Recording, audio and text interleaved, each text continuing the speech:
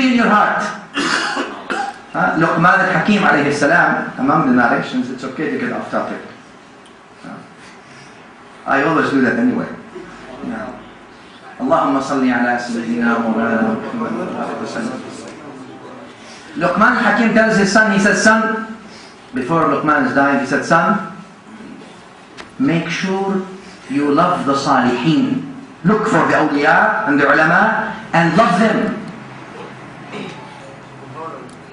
The son of Luqman says, father, why? What's the wisdom? What's the hikmah? You are Hakim. Tell me the hikmah that I should have the names of the salihin and the awliya in my heart and I love them. Why?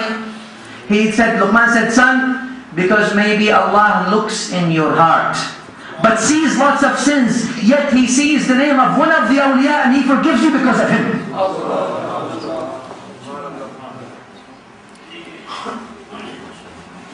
You will be assembled with those you love.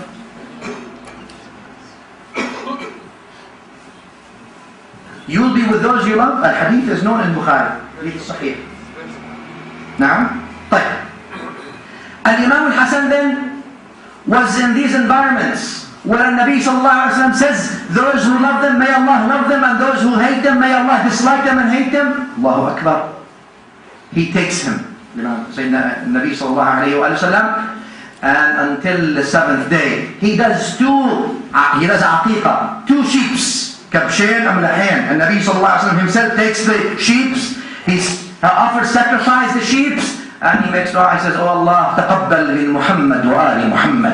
Oh Allah, accept from Muhammad wa ali Muhammad. And he takes these sheep and he distributes them to the fuqara and to the masakin, making dua for himself. And Nabi sallallahu alayhi wa sallam is making dua for himself and for his family. And then the day, 7th day, 7th day, he shaves his hair and he gives sadaqah with the weight of the hair to the fuqara and masakin. This is what the Nabi sallallahu alayhi wa sallam did for Imam Hassan, that became a sunnah till the day of judgment. Every mawlud in Islam, every newborn in Islam follows the sunnah because of Imam, what the Prophet sallallahu alayhi wa sallam did to Imam Hassan till the day of judgment. Ila yawm al-qiyamah. Became a sunnah.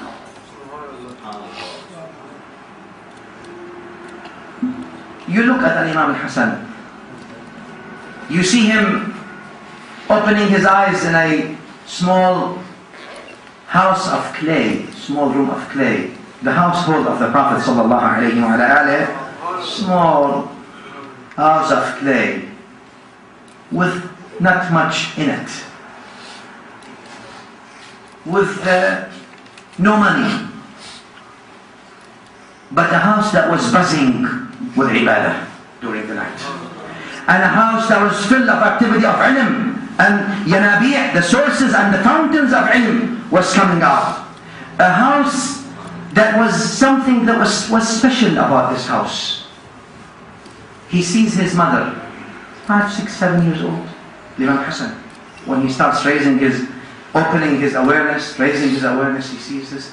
He looks at his mother, Fatima Zahra, standing in the middle of the night doing qiyam and tahajjud.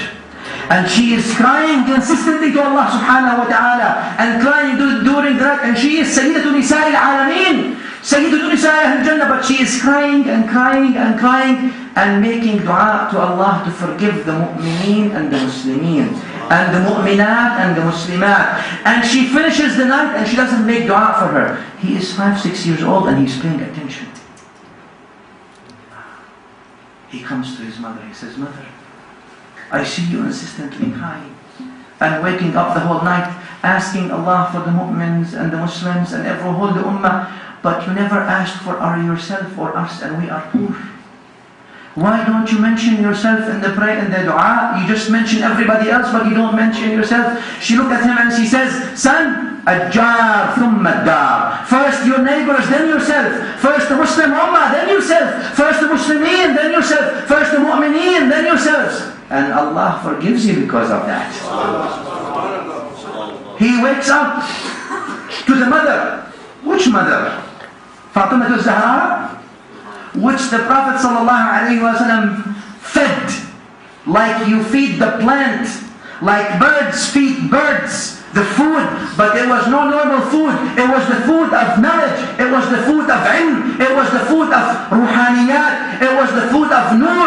It was the food of la ilaha illallah Muhammadur Rasulullah. It was the food of the sir, the secrets of the sharia and the secrets of the haqa'iq and all these things. This is how Fatima Zahra alayhi salam was born and raised, so much that she became a replica of her father sallallahu alayhi wasallam. So much that her father and Nabi sallallahu alayhi wasallam would call her, she is the mother of her father, Ummu Abiha. So that he called her hadith sahih, Fatimatun bid'atun minni. Fatima is a piece of me.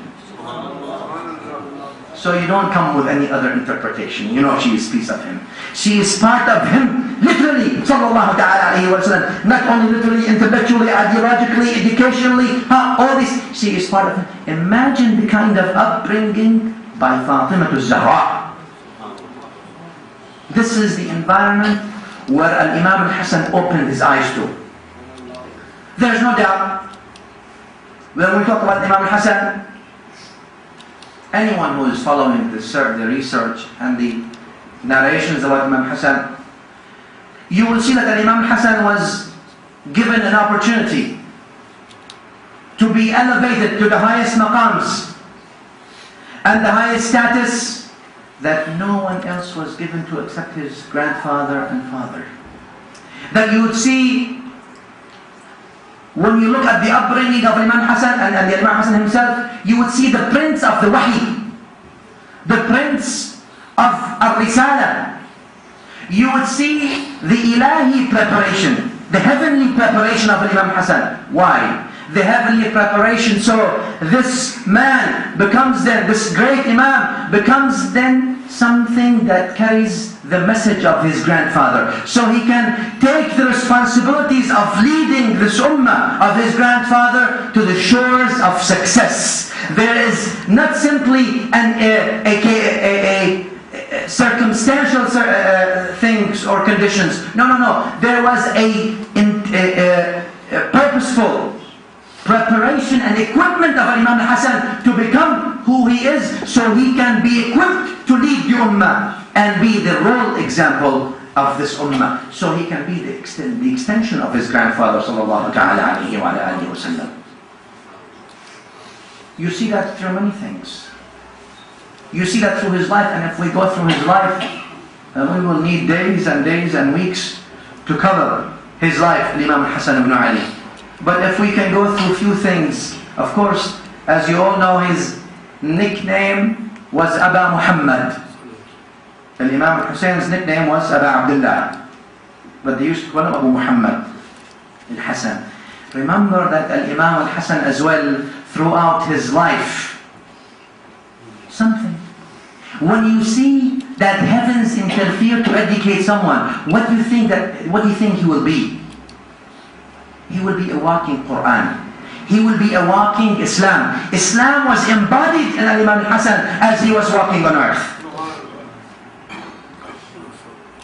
If you look at his sides of personality, let me just take you through, because we don't have much time, but let me just take you through some scenes of the life of Imam Hassan, so we can have the keys to open, to see his glimpse of his nur and his personality.